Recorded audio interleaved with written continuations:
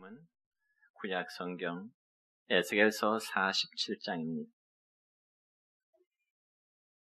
에스겔 47장 1절부터 5절에 있는 말씀까지입니다. 말씀을 봉독에 올립니다. 그가 나를 데리고 성전 문 앞에 이르시니 성전의 앞면이 동쪽을 향하였는데 그 문지방 밑에서 물이 나와 동쪽으로 흐르다가 성전 오른쪽 제단 남쪽으로 흘러내리더라. 그가 또 나를 데리고 북문으로 나가서 바깥길로 꺾여 동쪽을 향한 바깥문에 이르시기로 본즉 물이 그 오른쪽에서 스며 나오더라. 그 사람이 손에 줄을 잡고 동쪽으로 나가며 천척을 측량한 후에 내게 그 물을 건너게 하시니 물이 발목에 오르더니 다시 천척을 측량하고 내게 물을 건너게 하시니 물이 무릎에 오르고 다시 천척을 측량하고 내게 물을 건너게 하시니 물이 허리에 오르고 다시 천척을 측량하시니 물이 내가 건너지 못할 강이 된지라. 그 물이 가득하여 헤엄칠 만한 물이요 사람이 능히 건너지 못할 강이더라. 아멘. 사랑하고 축복합니다. 사랑하고 축복합니다. 오늘은 구약 성경 에스겔서 47장 1절부터 5절에 있는 말씀을 중심해서 성령의 생명 강수라는 제목으로 말씀을 선포하고자 합니다. 여러분, 방금 전에 봉독한 오늘 본문의 말씀은 에스겔이라는 선지자가 본 위대한 환상의 내용에 대해서 기록되어 있습니다. 특별히 구약 성경에 보면은 수많은 선지자들이 있었는데 선지자라고 하면 주로 하나님의 말씀을 받아서 그의 백성들에게 그대로 전달하는 역할을 하는 사람을 가리켜 선지자라 그렇게 말합니다. 그래서 구약 성경 신명기 18장 18절의 말씀 보면 이렇습니다. 시작. 선지자 하나를 일으키고 내 말을 그 입에 두리니 내가 그에게 명령하는 것을 그가 무리에게 다 말하리라. 아멘. 그러니까 하나님의 선지자는 반드시 하나님께서 말씀하시는 것만을 그의 백성들에게 그대로 선포해야만 되는 것입니다. 그런데 그런 하나님의 참 선지자가 있는가 하면은 반면에 거짓 선지자들도 있었습니다. 그러면 과연 거짓 선지자란 어떤 자들을 말하는 것일까요? 이 점에 대해서 신명기 18장 20절의 말씀을 보면 이렇습니다. 시작. 어떤 선지자가 내가 전하라고 명령하지 아니한 말을 제 마음대로 내 이름으로 전하든지 다른 신들의 이름으로 말하면 그 선지자는 죽임을 당하리라. 아멘. 그러니까 참 선지자와 거짓 선지자의 차이점은 하나님의 말씀을 받은 그대로 전하느냐 아니면 자기의 말을 마치 하나님의 말씀인 것처럼 전하는 자나 그에 달려있는 것입니다.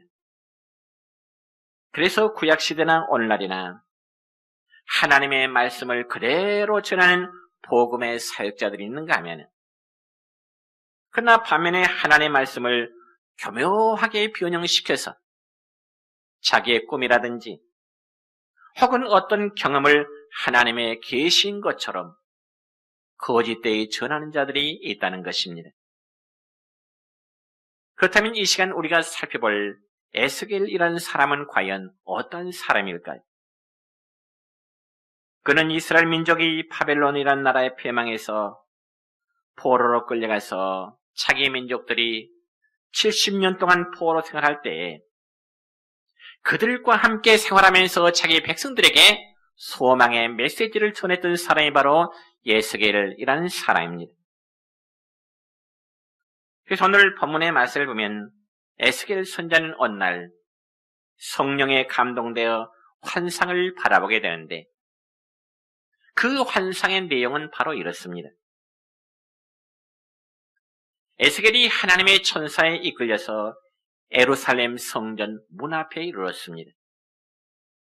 그런데 그 성전 문지방 밑에서 물이 솟구쳐 나오는데 그 물이 점점 많이 흘러내리더니 그 물이 개울이 되고 그 물이 나중에는 큰 강물이 되었다는 환상입니다. 그리고 그 강물이 온 땅을 적셔서 죽은 바다가 살아난가 하면 또한 땅이 기름져 각종 과일 열매들이 아주 풍성하게 맺히게 된 것입니다. 그러면 여기 예루살렘 성전 문지방에서 흘러나오는 그 물이 모여서 강을 이루고 추고 있는 땅을 기름진 땅으로 변화시킨다고 하는 것은 우리에게 어떠한 영적인 의미를 안겨다 줄까요? 여러분, 그것은 구원의 원천이 바로 하나님이심과 그리고 그러한 구원의 사역은 바로 온 우주를 풍성하게 소생시킨다고 하는 그런 의미가 있는 것입니다. 그 결과 신약성경 사도행전의 말씀을 보면은 예루살렘에서 예수님이 승천하신 이후에 제자들에게만 이 성령의 물결은 점점 불어서 예루살렘과 그리고 온 유대와 그리고 사마리아와 땅끝까지 이르러 이 구원의 물결이 전파되어진 것입니다. 그리고 그 구원의 물결은 오늘 우리에게까지도 미치게 된 것입니다. 그럼 왜 오늘 본문 말씀에서 이 성령의 은혜를 물로 표현했을까요? 요즘 여러분 이 점에 대해서 요한복음 7장 37절로 39절까지의 말씀을 보면 이렇습니다. 시작. 누구든지 목마르거든 내게로 와서 마시라. 나를 믿는 자는 성경의 이름과 같이 그 배에서 생수의 강이 흘러나오리라 하시니 이는 그를 믿는 자들이 받을 성령을 말씀하신 것이라. 아멘. 그러므로 이 말씀 속에서 성령을 이 생수라고 표현하는 것은 바로 성령님은 생수와 같이 생명을 살리는 일을 하기 때문인 것입니다. 여러분 오늘 본문의 말씀으로 읽진 않았지만은 6절부터 12절까지 계속된 말씀 보면은 이 생수가 바다가 되고요. 그리고 그 바다에는 생물이 살고 과실나무가 살아서 열매를 주렁주렁 맺게 된다고 말씀하고 있습니다. 뿐만 아니라 우리 육체의 생명도 역시 살려면 반드시 물이 있어야 되죠. 그와 마찬가지로 우리 속 사람의 영혼이 살려고 하면은 반드시 성령으로 거듭나야 됨을 성경에서는 말씀하고 계십니다. 그리고 그 성령의 생수를 마셔야 시들지 않냐고, 맹마르지 않냐고, 싱싱하게 열매를 맺는 삶을 살 수 있는 것입니다. 그리고 또한 성령님은 참 평안과 만족을 주시기 때문에 생수로 비유를 하셨습니다. 여러분 어떤 분이 처음으로 교회에 출석해서 믿음의 생활을 하기 시작하는데 그분들에게 교회에 처음 나와서 느낀 점이 무엇입니까? 이렇게 묻는다면 아마 가장 먼저 마음의 평안함을 느꼈다고 아마 대부분 그렇게 대답을 하실 것입니다. 다시 말씀드려서 기독교에 대한 진리라든가 아니면 교회 생활인 것을 알지 못했다 할지라도 역시 교회 나가니까 먼저 마음의 평안함이 있더라. 그렇게 답한다는 것입니다. 왜 그럴까요, 여러분이요? 예배는 하나님과의 만남의 시간이고 예배는 하나님과의 교제의 시간이기 때문에 그런 것입니다. 여러분 우리가 어떤 사람을 만나고자 할 때도 그렇잖아요. 어떤 사람을 만날 때면은 정말 포근함과 다정함을 느끼는 사람이 있는가 하면 또 어떤 사람은 만남 자체가 정말 가시방석 같은 만남도 없지 않아 있을 것입니다. 그러나 우리가 하나님께 예배 드림으로 얻게 되는 가장 첫 번째는 바로 마음의 평안함이라는 것입니다. 그래서 우리 주님도 요한복음 14장 27절에서 사랑하는 제자들에게 이런 말씀을 남기십니다. 다 같이 시작. 평안을 너희에게 끼치노니 곧 나의 평안을 너희에게 주노라. 내가 너희에게 주는 것은 세상이 주는 것과 같지 아니하니라. 아멘. 또한 요한복음 4장의 말씀을 보면은 예수님과 수가성 우물가의 여인의 대화가 나옵니다. 그런데 이 수가성 여인은 세상에서 만족과 행복을 위해서 살아온 여성이었습니다. 그래서 그 여성은 남편도 적지 않게 5번이나 갈아치웠고요. 현재는 6번째 남자와 살고 있습니다. 그렇지만 그 여성에게는 행복감이 없었습니다.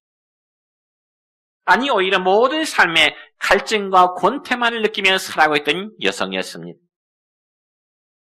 그렇지만 그는 짧은 시간이나마 예수님과의 대화를 하던 중에 참 삶의 만족감이 무엇인가를 깨닫게 되는 것입니다.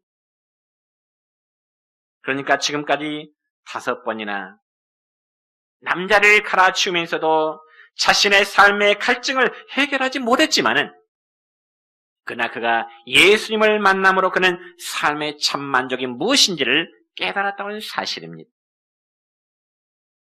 그러므로 사랑하는 성도 여러분요, 오늘날 많은 사람들은 이 여인처럼 세상적인 물질이라든지 혹은 어떤 이성을 통해서 사랑의 공급원을 채우고자 한다든지 혹은 세상의 명예나 지식을 가지고 삶의 참 만족감을 얻어보려고 합니다.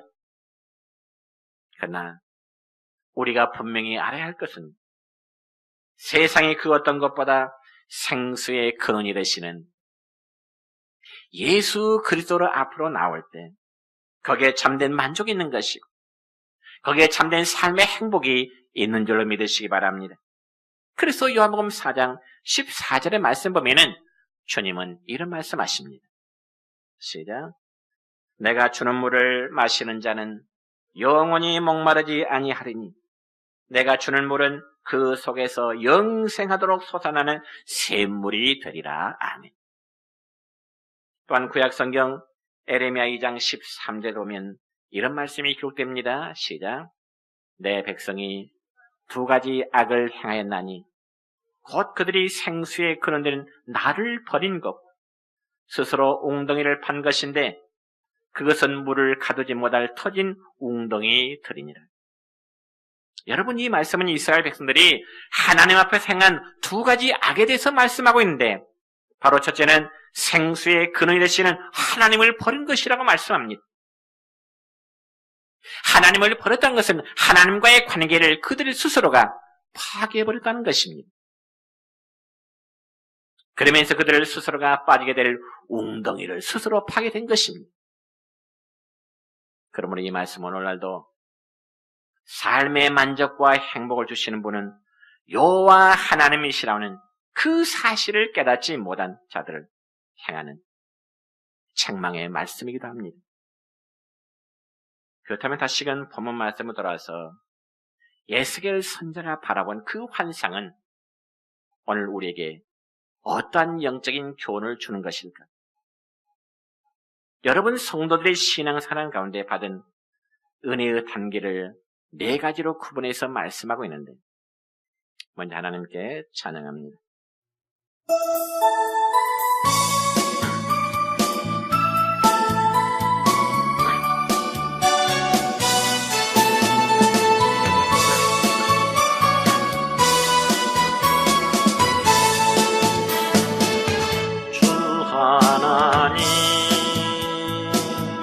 독생자 예수 날 위하여 오시온네 내 모든 죄 용서하시고 죽음에서 부활하신 나의 구세주 살아계신 주 나의 참된 소망 걱정 근심 전혀 없네 사랑의 주네 갈 길 인도하니 내 모든 삶의 길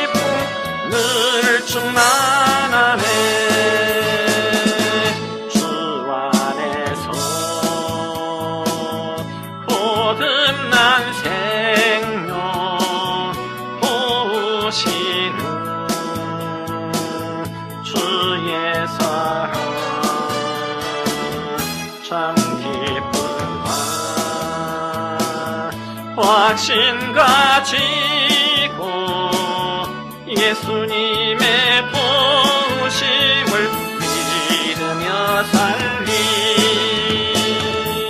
살아계신 주 나의 참된 소망 걱정 근심 전혀 없네. 사랑의 주님 갈 길 인도하니 내 모든 삶의 기쁨 늘 충만하네. 그 언젠가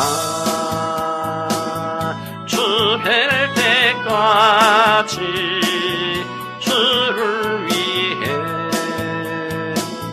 싸우리라.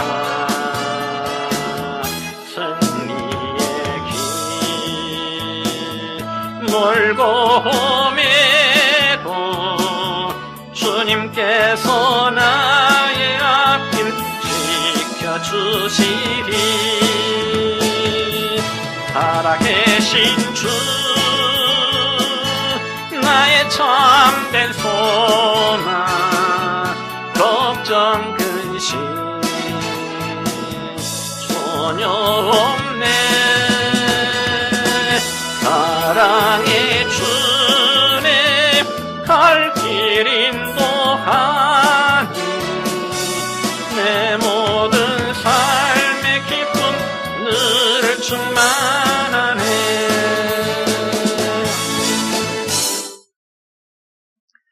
첫째는 성전에서 흘러내리는 물 천척을 치고 나니 그 물이 발목에 오르더라 그랬습니다. 그러니까 발목에 차오르는 은혜라고 볼 수 있습니다. 자, 본문 3절입니다. 시작. 그 사람이 손에 줄을 잡고 동쪽으로 나아가며 천척을 측량한 후에 내게 그 물을 건너게 하시니 물이 발목에 오르더니. 여러분, 이 말씀 보면 에스겔 선자는 지금 환상 중에 성전 문지방에서 흘러나오는 그 물을 보게 되는데, 하나님의 천사가 손에 줄자를 가지고 성전에서 흘러나오는 그 물줄기를 4차례 재어봅니다. 그래서 가장 첫 번째로 천척을 재었다고 했는데, 여러분 차로 천척을 재었다는 것은 바로 천자를 재었다는 말이죠. 그렇지만 여기 천척이라는 길이를 우리의 개념으로 이해하면 안 됩니다. 왜냐하면 우리가 통상 한자의 길이다 그러면 약 33cm를 한자라 그렇게 말하죠. 그렇지만 성경에서 말하는 이 한 척의 길이라면은 사람의 팔꿈치에서 손가락 끝까지의 길에 손바닥 넓이를 더하는 그 길이를 한 척이라 그렇게 말합니다. 그러니까 한 척의 길이는 약 45cm에서 50cm의 길이를 한 척이라고 말하는데, 우리가 구약성에 보니까 한 규빗의 길이를 보통 한 척이라 그렇게 말합니다. 그러므로 지금 하나님의 천사가 줄자를 가지고 천척을 지었다고 하는 것은 한 450 내지 500m의 거리를 지었다는 것입니다. 이처럼 에스겔 선자가 환상을 보는 가운데 성전 문지방에서 흘러나오는 그 물을 하나님의 천사가 천척을 차로 댄 다음에 그 물을 건너라. 에스겔 선자라고 물을 건너라 하매 에스겔 선자가 그 물을 건너러 가니까 그 물이 발목에 차더라 그랬습니다. 이처럼 발목에 찼다는 것은 물이 아직 그다지 깊지 않았다는 증거입니다. 그러므로 이 말씀을 비유적으로 말씀드리자면 이 발목에 차는 은혜라고 하는 것은 곧 교회를 사모하는 은혜로 그렇게 해석하고 싶습니다. 그래서 어떤 성도가 처음에는 교회에 나가자고 하면 죽는 것보다 더 싫어하던 사람이 어느 기회 스스로 교회에 나가고 싶어하는 그런 마음이 생기게 되는 것입니다. 그러니까 여러분 중에도 오늘 주일날 교회에 나오고 싶어하는 마음이 생겼다면 그건 은혜로 받으셔도 될 줄로 믿습니다. 그렇지만 반대로 은혜 받지 못하면 가장 먼저 생기는 현상이 무엇인 줄 아십니까? 여러분, 보통 일반인들에게 일주일 가운데 가장 좋은 요일이 무슨 요일이라고 묻냐면 토요일날로 말한답니다. 특히 직장인들은 불금이라 그렇게 말하더라고요. 불타는 금요일. 그러니까 토요일은 참 좋은 날이죠. 그런데 토요일이 지난 주일날이 돌아오면 그렇게 싫어하게 된다는 거죠. 여러분, 사랑하는 성도 여러분이요, 모든 은혜의 가장 기본이 되고 중요한 첫째 은혜는 바로 교회를 중심해서 살아가는 삶임을 여러분 믿으시기를 바랍니다. 그럼에도 안타까운 것은 말세 교회 현상 가운데 하나는 모이기를 싫어하고요. 또 모이기를 피하는 사람들이 점점점 많이 생겨진다고 하는 현상입니다. 그래서 히브리서의 말씀을 보면은 모이기를 피하는 사람들의 습관을 따르지 말아라. 그러면 저는 하나님께 이런 기도를 드려봅니다. 하나님, 우리 교회 언제나 말씀이 풍성해 하시고 성령의 생수가 강같이 흘러 넘쳐나게 하옵소서. 그래서 문 영혼들을 살리게 하시옵고 그리스도의 보혈이 넘쳐 흘러 모두가 죄 사함 받는 거룩한 공동체가 되게 하시옵소서. 그러면 성도 여러분이여, 이처럼 팔목의 은혜를 받았다면 그 다음에는 더 나은 은혜를 받아야 되겠죠. 그래서 두 번째 보면은 성전 문지방에서 흘러나온 물을 건너니 그 다음에는 그 물이 무릎에 차더라 그랬습니다. 무릎에 차더라. 그것은 마치 무릎에 물이 무릎까지 차오르는 은혜라, 그렇게 말씀드리고 싶습니다. 4절의 말씀이네요. 시작. 다시 천척을 측량하고 내게 물을 건너게 하시니 물이 무릎에 오르고 아멘. 여러분, 여기 물이 무릎에 차게 되었다는 말씀은 기도할 수 있는 그러한 은혜의 단계라고 말씀드릴 수 있습니다. 그러니까 우리가 하나님께 기도하는 것은 성령님께서 함께 할 수 있게 해주시는 것이지 억지로 기도한다는 건 참 쉬운 일은 아니잖아요. 그래서 여러분, 구약성경 스가랴 12장 10절의 말씀 보면 이렇습니다. 시작. 내가 다윗의 집과 예루살렘 주민에게 은총과 간구하는 심령을 부어주리니 그랬습니다. 참으로 하나님으로부터 우리가 기도할 수 있는 우리에게 은혜가 임하면 우리가 얼마든지 기도할 수 있습니다. 그렇지만 이런 은혜가 우리에게 임하지 않으면 아무리 기도하더라도 물론 1, 2분은 혹은 3, 4분은 할 수 있겠죠. 그러나 기도의 은혜를 받지 않으면 도무지 눈을 감았지만 뭐라고 기도해야 될는지 중언부언할 수밖에 없습니다. 그럼 우리 모두가 인정해야 될 것은 기도를 깊이 하는 성도일수록 그의 영적인 단계와 그리고 은혜의 도수가 깊다는 것을 인정해야 하는 것입니다. 그러므로 특별히 초대교회 오순절의 성령 체험도 그들의 10일간의 간절한 기도가 있었기 때문에 오순절의 성령의 체험을 그들이 할 수가 있었고요. 또한 엘리야의 제단에 불이 내린 것도 역시 불붙는 간절한 기도가 있었기 때문에 제단에 불붙는 역사가 나타났던 것입니다. 또한 야곱이 이스라엘이라는 이름이 되고 축복의 보장을 받게 된 건 역시 환도뼈가 부러지기까지, 그의 환도뼈가 이글되기까지 천사와 씨름하는 기도의 결과 때문이었던 것입니다. 그래서 어떤 사람 말하기를 기독교의 역사는 기도하는 사람의 역사라고 그렇게 표현했습니다. 굉장히 긍정할 수 있는 말입니다. 그리고 존 낙스라는 사람은 말하기를 기도하는 한 사람은 기도 안 하는 한 민족보다 강하다, 이런 말을 했습니다. 이 말에 좀 관심을 가져볼까요? 기도하는 한 사람은 기도 안 하는 한 민족보다 더 강하다는 것이죠. 여러분, 우리나라는 지난달 남북 간의 군사적인 대치로 인해서 한때 아주 긴박한 그런 순간이 있었지요. 그래서 언론에서는 일촉즉발이라는 그런 표현까지 사용하다가 결국 남북 고위급 이제 회담을 통해서 좋은 합의를 만들어냈습니다. 그런데 그러한 합의 결과를 이끌어내기까지는 참 유례없는 일이라고 언론에서 그렇게 평가하고 있습니다. 그러면 그러한 합의 결과를 만들어내게 된 그 원동력이 무엇일까요? 물론 회담 당사자들과 그리고 국가의 지도자인 대통령의 올바른 판단이었다고 우리가 생각할 수 있겠지만 저는 한국교회 성도들의 기도의 힘 때문이었다. 저는 그렇게 믿고 싶습니다. 국가의 위기 때문에 우리나라의 신앙인들이 얼마나 국가를 위해서 기도했겠습니까? 그러므로 하나님의 백성들은 나라가 위기에 처했을 때 정말 국가와 지도자를 위해서 기도해야 할 사명이 주어진 것입니다.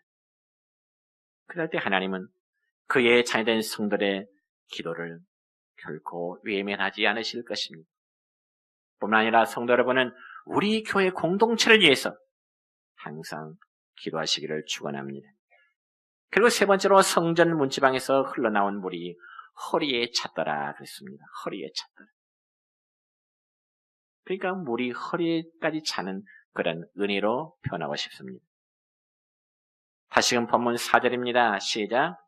다시 천척을 측량하고 내게 물을 건너게 하시니 물이 허리에 오르고 그랬습니다. 그러니까 여러분 처음에는 물이 발목까지 찼다가 그리고 그 다음에는 무릎까지 차올랐다가 이제는 성전 문지방에서 흘러나오는 그 물이 허리까지 찼더라 그랬습니다. 여러분 물이 허리까지 찼다고 하는 것은 하나의 겸손의 은혜라고 저는 표현하고 싶습니다. 여러분 요즘 가을이지 않습니까? 가을이라면 모든 열매는 익어갈수록 고개를 숙이지 않습니까? 그와 마찬가지로 우리의 신앙이라는 것도 은혜를 받은 성도일수록 더 겸손해져야 되는 것이죠. 은혜 받는 성도일수록 고개를 숙일 수밖에 없고 은혜를 받은 성도일수록 겨우 겸손해질 수밖에 없습니다. 그래서 베드로전서 5장 5절의 말씀은 이렇습니다. 시작. 다 서로 겸손으로 허리를 동이라 그랬습니다. 겸손으로 허리를 동이라. 그리고 우리 예수님도 수건을 허리에 두르시고 제자들의 발을 씻겨주시면서 오히려 제자를 통해서 당신의 발을 씻긴 바다를 그분이 오히려 제자들의 발을 씻겨주시면서 겸손함의 폼을 보이셨습니다. 그러면서 주님이 제자들에게 하시는 말씀이 뭔가요? 바로 요한복음 13장 14절 15절까지의 말씀입니다. 시작. 내가 주와 또는 선생이 되어 너희 발을 씻었으니 너희도 서로 발을 씻어주는 것이 옳으니라. 내가 너희에게 행한 것 같이 너희도 행하게 하려 하여 본을 보여노라. 아멘. 그렇습니다. 우리 주님은 섬김과 겸손함에 대해서 말씀으로만 하시지 아니하시고 주님 자신이 친히 행하심으로 본을 보여주신 것입니다. 그래서 어거스틴이라는 사람은요, 우리 기독교의 이제 덕목 가운데 가장 커다란 덕목이 무엇이냐? 첫째도 겸손이고요, 둘째도 겸손이고요, 세 번째도 겸손이라. 정말 중요한 메시지를 우리에게 남겨주고 있습니다. 우리 기독교의 가장 커다란 덕목. 그래서 중국에서 선교 활동을 하였던 영국의 허드슨 테일러라는 사람에게 누가 묻습니다. 당신은 당신의 한 일에 대해서 스스로 교만해 본 적이 있으십니까? 허드슨 테일러 선교사에게 그런 질문을 했습니다. 그때 허선 텔러는 대답하기를 나는 내가 무엇을 했다고 생각해 본 것조차도 없습니다. 여러분, 그래서 구약성경 29장 23절의 말씀입니다. 시작. 사람이 교만하면 낮아지게 되겠고 마음이 겸손하면 영예를 얻으리라. 아멘. 우리는 하나님 앞에서나 사람 앞에서나 언제나 겸손한 자의 자세를 취하기를 축원합니다. 마지막 네 번째로 성전 문지방에서 흘러나오는 물이 많아져서 이제는 헤엄칠 만한 물이 되었다 그랬습니다. 강이 되었다는 거죠. 5절의 말씀입니다. 시작. 다시 천척을 측량하니 물이 내가 건너지 못할 강이 된지라. 그 물이 가득하여 헤엄칠 만한 물이요 사람의 능히 건너지 못할 강이더라 그랬습니다. 여러분, 성전 문지방에서 흘러나오던 물이 모여서 이제는 아예 건너지 못할 큰 강을 이루었다는 것입니다. 그리고 지금까지는 발이 땅에 닿았지만 이제는 많은 물로 인해서 헤엄칠 정도의 물이 되었다는 것이죠. 그럼 여러분, 이 환상의 의미가 무엇입니까? 하나님께서 에스겔에게 이러한 환상을 보신 의미가 무엇이냐는 것이죠. 두 가지 의미 있습니다. 첫째는 역사적으로 볼 때 포로 상태에 있던 이스라엘 백성들이 이제는 하나님의 주권에 의해서 다시금 본국으로 돌아오게 되는 그 회복의 때가 있을 것이라는 그런 의미고요. 그리고 두 번째 영적인 의미로는 하나님께서 독생자 예수 그리스도를 보내심으로 모든 인류가 구원함에 이르게 된다고 하는 그런 두 가지 의미가 있습니다. 그렇기 때문에 예수님께서는 요한복음 4장에서 사마리아의 여인과의 대화에서 자신을 계시하실 때, 즉 자신을 나타내실 때 자신을 인간의 영혼을 소생시키시는 생수의 강으로 예수님은 그렇게 표현하셨습니다. 그래서 다시금 본문의 말씀 보면은 이 성전 문지방에서 흘러나온 이 물은 점점 불어나서 큰 강을 이루게 되는데, 여러분 다시 한번 반복합니다. 처음에는 성전에 나오는 물이 발목이요, 그 다음에는 무릎이요, 그 다음에는 허리요, 그 다음에는 이제 헤엄칠 만한 물이요, 사람이 능히 건너지 못할 큰 강을 이루었다고 했습니다. 자, 이제는 그런 강물이 흘러넘치는 광야나 그리고 죽은 저 사해바다 날 것 없이 피어간 옥토가 되고요, 그곳에는 많은 생명이 소생함을 입게 되었던 것입니다. 그래서 본문 말씀을 읽지 않았지만은 7절 이하에 계속된 말씀 보면은 이 성전 문지방 밑에서 한없이 흘러나오는 그 강물은 그 누구도 해낼 수 없는 기적이 이루어지게 된 것이죠. 그래서 그 물이 흘러넘치는 곳마다 놀랍게도 광야가 옥토로 변하게 되고, 그리고 강가에는 담스러운 나무 열매가 맺힐 뿐만 아니라 죽었던 사해바다가 다시금 되살아나고요, 그 결과 강과 바다의 물고기가 되살아나 쉼이 많아지게 되었더라 그랬습니다. 그러므로 이처럼 성전 문지방에서 흘러나온 물이 결국은 만물을 소생하게 되고요, 또한 생명력을 공급하는 놀라운 역사를 이루게 되었던 것입니다. 그러므로 에스겔 선지자가 보여줬던 이러한 모든 환상은 오직 하나님으로부터 생명과 구원이 말미암다는 그 사실을 보여주고 있는 것입니다. 생명의 구원은 하나님으로부터. 또한 물의 깊이가 점점 깊어져가는 것은 복음으로 말미암아, 즉 예수 그리스도의 복음으로 말미암아 구원함을 입은 성도의 숫자가 날마다 더해질 것을 보여주는 환상의 내용입니다.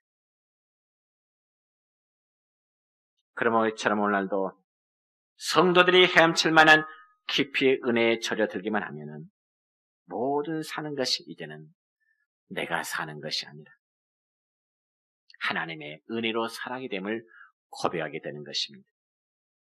그리고 예수 믿기 전에는 세상의 정욕과 물질 등 여러 가지로 얽매였던 마음들이 이제는 온전히 하나님께로만 향하게 되는 그러한 단계에 이르게 되는 것입니다. 그래서 헤엄칠 만한 단계는 은혜를 받게 되면요, 내가 세상 것이 있어도 좋고 없어도 걱정하지 않는 풍성한 은혜의 자리에 임하게 되는 것입니다. 여러분, 이러한 참 갖기를 축원합니다. 그렇다면 다시 한번 여러분이 우리 모두는 맡김의 삶으로, 하나님께 예수님께 맡기는 삶으로 우리는 살아가십시오. 여러분, 특별히 수영을 잘 못하는 사람, 수영을 잘 못하는 사람들은 굉장히 물을 두려워합니다. 그러나 일단 물속에 들어가면은 이 부력이라는 것이 있어가지고요, 아무리 수영을 못해도 사람이 물속에 들어가면 어느 정도는 몸이 뜨게 돼 있습니다. 그럴 때 손과 발을 조금만 움직이면 우리의 몸은 가라앉지 않습니다. 그와 마찬가지로 우리가 하나님께 내 삶을 맡긴다고 할 때는 때로는 두려움도 있을 것입니다. 그러나 일단 맡기면 우리의 삶은, 우리의 믿음은 상상을 초월하는 그런 믿음의 단계까지 오르게 될 것입니다. 말씀했습니다. 사랑하는 성도 여러분요, 여러분의 신앙의 단계는 지금 어느 단계라고 생각하십니까? 발목에 이르는 그런 단계인가요? 무릎에 물이 차오르는 그 단계인가요? 아니면 허리에 차오르는 그런 믿음의 단계인가요? 아니면 정말 강을 헤엄쳐 다니는 그런 믿음의 단계에 여러분이 이루고 있습니까? 우리 스스로 한번 생각해보고요, 때로 우리 자신의 신앙을 한번 반성해보고요, 점점점 깊은 단계에 들어가서 날마다 하나님을 바라보면서 소망 가운데 살아가는 우리의 믿음의 성도는 되시기를 주님의 이름으로 축원합니다.